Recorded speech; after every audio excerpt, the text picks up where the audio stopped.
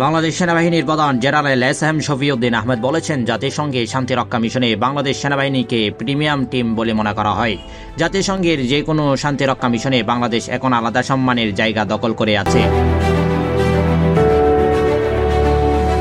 বৃহস্পতিবার 18 এপ্রিল বাংলাদেশের ইন্টারন্যাশনাল সেনা কূটনীতিতে বাংলাদেশের কৌশল শীর্ষক এক সেমিনারে এইসব কথা বলেন তিনি।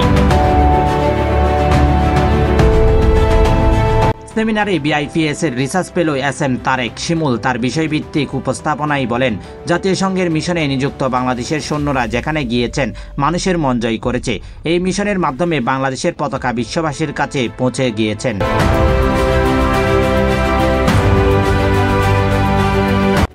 সেমিনারে দক্ষিণ সুদান জাতিসংঘ মিশনের সাবেক deputy post commander major general Abu Moinuddin Chowdhury বলেন, যখন সুদানে কাজ করেছে এমন হয়েছে যুক্তরাষ্ট্রের সৈন্যরা নিরাপদ জায়গায় পৌঁছাতে বাংলাদেশ সেনাবাহিনীর উপর নির্ভর করত। এক জায়গায় থেকে আরেক জায়গায় যাতায়াতের জন্য তার সঙ্গে ছিল বাংলাদেশ সেনাবাহিনীর সদস্য। এর প্রধান কারণ ছিল সুদানের নাগরিক আমেরিকানদের বিশ্বাস করতে না পারলেও বাংলাদেশিদেরকে মনে প্রাণে বিশ্বাস করত। শান্তিরক্ষার মিশনে নিজেদের অভিজ্ঞতার কথা জানিয়ে সেনাবাহিনীর জেনারেল শফিউদ্দিন আহমেদ বলেন, 2014 সালে সেপ্টেম্বরে যখন মধ্য আফ্রিকার মিশনে গেলাম, তার 1 মাস পর অর্থাৎ অক্টোবরের বড় রকমের সন্ত্রাসের হামলার শিকার হয়েছিলাম।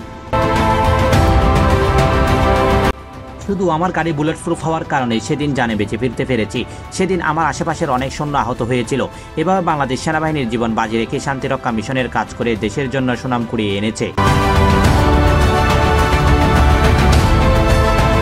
প্রতিবেদনটি তুলে ধরেন মোহাম্মদ জাদুল ইসলাম জিসান ও প্লাস নিউজ ইন্টারন্যাশনাল, ঢাকা।